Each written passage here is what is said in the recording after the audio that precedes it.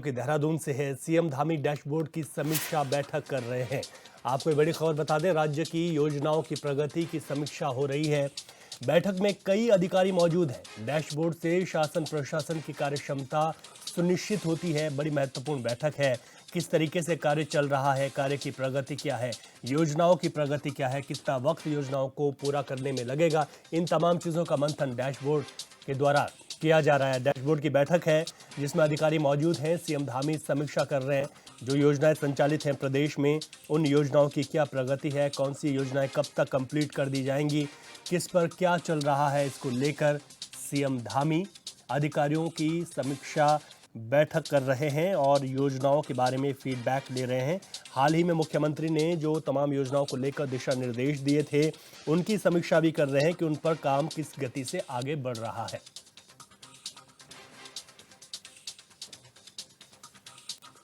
तो बड़ी खबर आपको बता रहे हैं, देहरादून में डैशबोर्ड की बैठक जारी है। मुख्यमंत्री पुष्कर सिंह धामी इस बैठक को ले रहे हैं। शासन प्रशासन की कार्यक्षमता डैशबोर्ड की बैठक से सुनिश्चित होती है, यानी कि कामकाज किस तरीके से चल रहे हैं, उस पर क्या कुछ आगे कार्य योजना जो बनाई गई थी उसको किस तरीके से गति दी गई है, ये तमाम चीजें जो कि बैठक में पूछी और समझी जा रही हैं।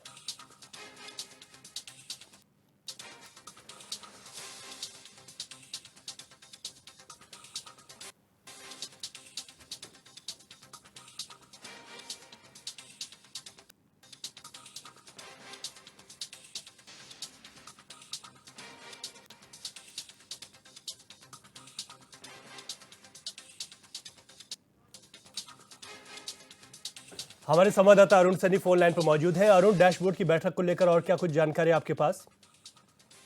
ठीक है, संपर्क हमारा कट गया है। डैशबोर्ड की बैठक में अरुण से एक बार फिर से संपर्क करेंगे।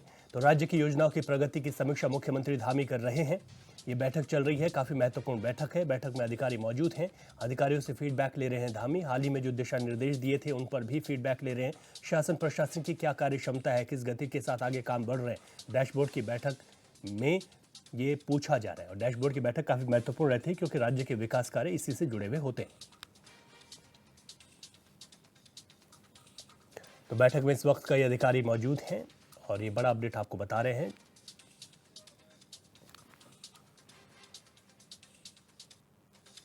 मुख्यमंत्री सशक्त बहना उत्सव योजना और मुख्यमंत्री महिला स्वयं सहायता समूह सशक्तिकरण योजना के तहत सीएम ने कई स्टॉलों का उद्घाटन किया है।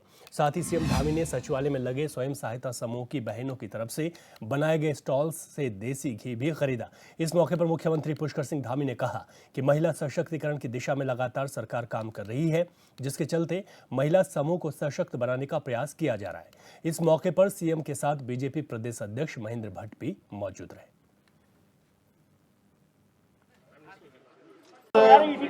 पिछले वर्ष दीपावली के त्यौहार से मुख्यमंत्री सशक्त उत्सव बहना योजना का शुभारंभ किया गया था, जिसके परिणाम बहुत अच्छे आए हैं। हमारी सभी स्वयं सहायता समूह की बहनें विभिन्न विभिन्न प्रकार के उत्पाद अपने समूह के माध्यम से बना रही हैं और उत्पाद बहुत अच्छे हैं, चाहे वो खिलौने हों, चाहे खाने के उत्पाद हों या अन्य उत्पाद हों, घरों में रखने के उत्पाद हों, अचार से लेकर हर उत्पाद, लड्डू तक के उत्पाद उसमें हैं।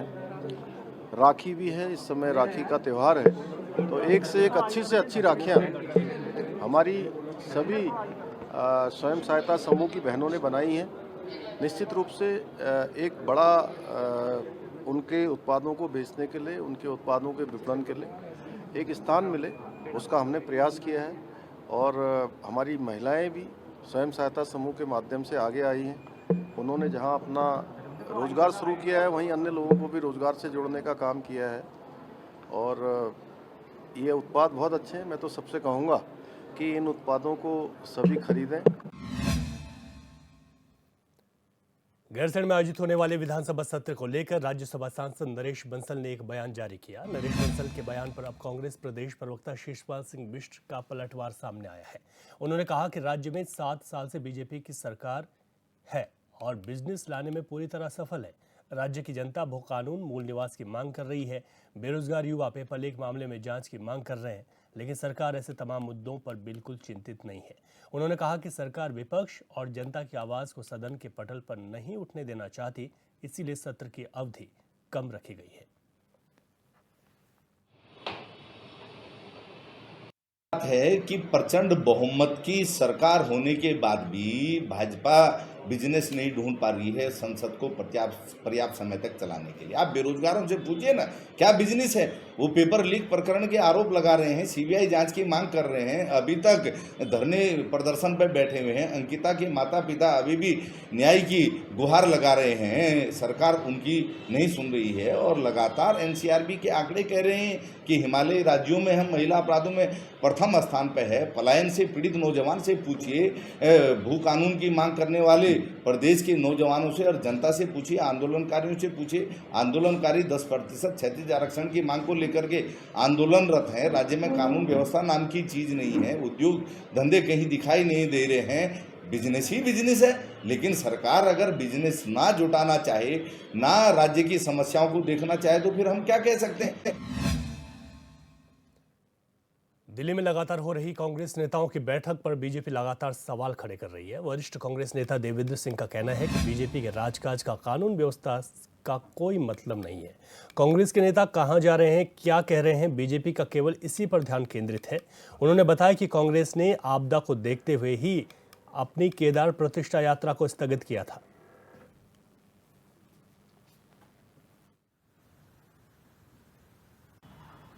भाजपा के पास राजकाज का, शासन का, कानून व्यवस्था का या प्रदेश में जो हालात हैं उनको सुधारने का काम तो है नहीं। न उनको देखने की ज़रूरत है, न करने की ज़रूरत है। ये इस तरह की जो कमेंट है, कांग्रेस क्या कर रही है, उसका नेता कहाँ जा रहा है, इसी पर उनका ध्यान केंद्रित है।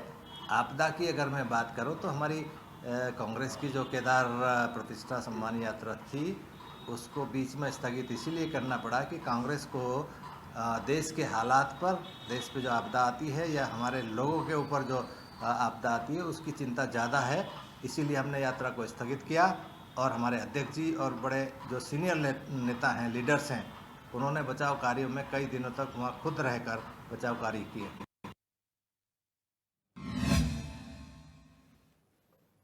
राजधानी देहरादून में हर सोमवार को डीएम आम जनता की शिकायतों को सुनती हैं और उन पर तत्काल कार्रवाई के लिए सभी संबंधित अधिकारियों को दिशा निर्देश भी देती हैं। इसी क्रम में आज भी डीएम ने जनता दरबार लगाकर जनता की समस्याओं को सुना है।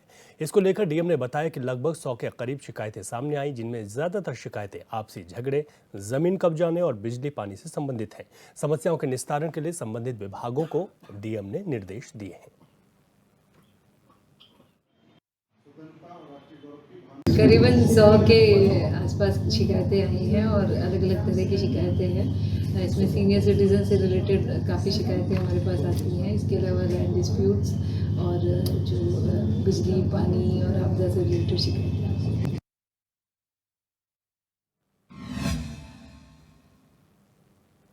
स्वच्छता सर्वेक्षण 2024 के लिए सभी शहर तैयारी में जुट गए हैं। वहीं मुख्य नगर स्वास्थ्य अधिकारी देहरादून डॉक्टर अविनाश खन्ना ने बताया कि अब स्कूलों में भी स्वच्छता के मानक तय किए जाएंगे, जिसके तहत स्कूलों में नियमित स्वच्छता प्लान, स्कूल में शौचालय व्यवस्था, डेली कूड़ा निस्तारण को लेकर मानक तय किए गए हैं और स्वच्छता सर्वेक्षण 2024 में यह नया कॉम्पोनेंट जोड़ा गया है।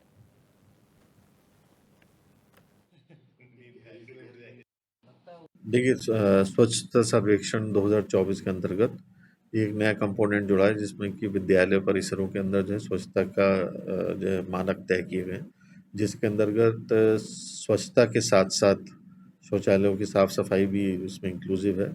उसी के साथ साथ जो है जो उनका डेली जो अपना जो म्यूनिसिपल वेस्ट जनरेट होता है, उसका निस्तारण कैसे किया जा रहा है, उसके ऊपर अंक निर्धारण किए गए हैं, जिसमें कि कलर कोडेड बिन्स भी इंक्लूसिव हैं और साथ ही साथ गर्ल्स टॉयलेट्स और बॉयज़ टॉयलेट सेपरेट हैं कि नहीं हैं, और अन्य जो इसके मानकों के अनुसार जो है उसमें रैंकिंग को अपडेट किया है। उधम सिंह नगर में रुद्रपुर कोतवाली क्षेत्र से लापता हुए किशोर की बरामदगी को लेकर पीड़ित परिजन कलेक्ट्रेट पहुंचे, जहां उन्होंने धरना प्रदर्शन करते हुए बच्चे की बरामदगी की मांग की है। इस दौरान परिजनों ने पुलिस की कार्यशैली पर सवाल उठाते हुए कहा कि अगर पुलिस ठीक से काम करती तो 2 जुलाई से अब तक बच्चे का बरामद कर लिया जाता। उनका आरोप है कि पुलिस ने उनको जल्द बच्चे को बरामद करने का आश्वासन दिया तो, लेकिन अब तक बच्चे की कोई जानकारी नहीं मिल पाई। परिजनों ने पूरे मामले में सीबीआई जांच की मांग की है।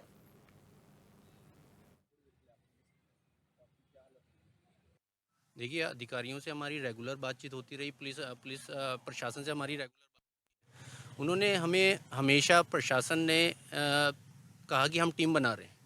टीम का उन्होंने नाम भी दिया, लेकिन एक्चुअली एक ज़ीरो से काम स्टार्ट होता है ना। ज़ीरो से काम स्टार्ट करने के लिए टीम को पहले घर पर तो आना पड़ेगा। टीम अब तक कोई घर पर नहीं आई। बच्चा घर से गायब हुआ है तो उसको टीम को घर पर आना चाहिए, ज़ीरो से काम स्टार्ट करना चाहिए। टीम कहाँ है? जब ज़ीरो से काम स्टार्ट होगा, घर पर आएगी, वहाँ से काम स्टार्ट होगा, तभी तो काम आगे बढ़ेगा। लेकिन ऐसा कुछ नहीं हुआ। सिर्फ पेपर वर्क में टीम बनी है मेरे ख्याल से, और अब तक कोई काम नहीं हुआ है। कोई पुलिस वाला हमारे घर पर नहीं आया, कोई टीम हमारे घर पर नहीं आई है। बस ऐसे ही पेपर वर्क में काम चल रहा है, एज इट इज़ काम चल रहा है। यही कहा था उन्होंने कि हम जानकारी कर रहे हैं, देखा भाली कर रहे हैं, लेकिन कुछ नहीं हुआ है। अभी 2 जुलाई को मेरा बच्चा गायब है, लेकिन अभी तक कुछ नहीं पता है। यहाँ तक पुलिस घर तक पे नहीं आई है, एक बार पता करने के लिए, घर पे भी नहीं आई है।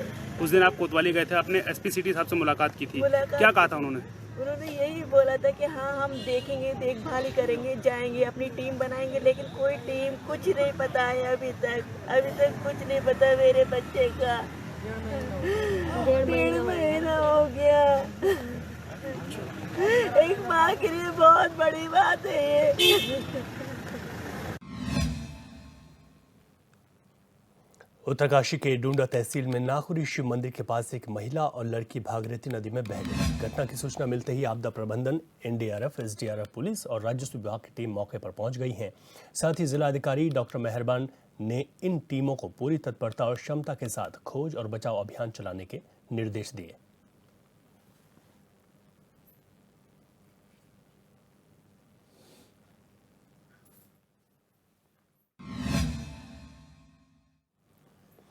बीते कुछ दिनों से लोहाघाट पुल्ला मुख्य सड़क पर जीआईसी लोहाघाट के पास पीडब्ल्यूडी की तरफ से स्कवर का निर्माण कराया जा रहा है। निर्माण कार्य के दौरान टीम ने स्कवर का एक हिस्सा बनाकर छोड़ दिया, लेकिन दूसरी तरफ के हिस्से में सड़क काफ़ी गहरे गड्ढे में बन चुकी है, जिसमें बारिश के दौरान कीचड़ हो गया। अब सड़क में हो रहे कीचड़ की वजह से पैदल चलने वाले और वाहन चालकों को परेशानी हो रही है।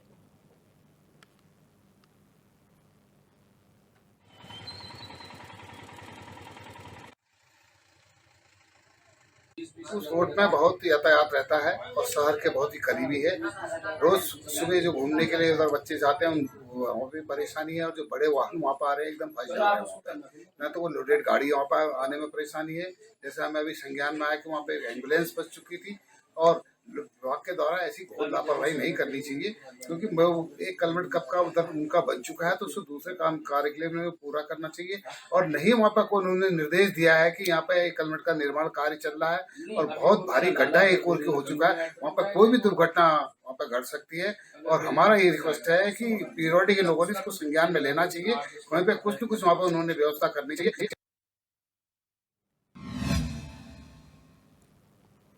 राष्ट्रीय स्वास्थ्य मिशन यानी एनएचएम के संविदा कर्मियों को अब सरकार द्वारा जीवन बीमा दिया जाएगा, जिसे लेकर संविदा कर्मियों में खुशी का माहौल है। जीवन बीमा के अंतर्गत अगर किसी संविदा एनएचएम कर्मी की मृत्यु होती है तो उनके परिवार को 10 लाख रुपए की सहायता राशि मिलेगी, जिस पर संविदा कर्मियों में स्वास्थ्य मंत्री डॉक्टर धन सिंह रावत और एनएचएम की निदेशक स्वाति सिंह भदौरिया का आभार जताया। इस बात पर एनएचएम की निदेशक स्वाति सिंह भदौरिया ने कहा कि हमारे एनएचएम के कर्मचारी संविदा पर और आउटसोर्स के कर्मचारी होते हैं, जिन्हें किसी प्रकार का कोई सरकारी लाभ नहीं मिलता है, जिसे देखते हुए हमने जनवरी महीने में एलआईसी से सामूहिक बीमा प्रोग्राम के अंतर्गत यह जीवन बीमा लिया है, जिसका प्रीमियम खुद एनएचएम दे रहा है।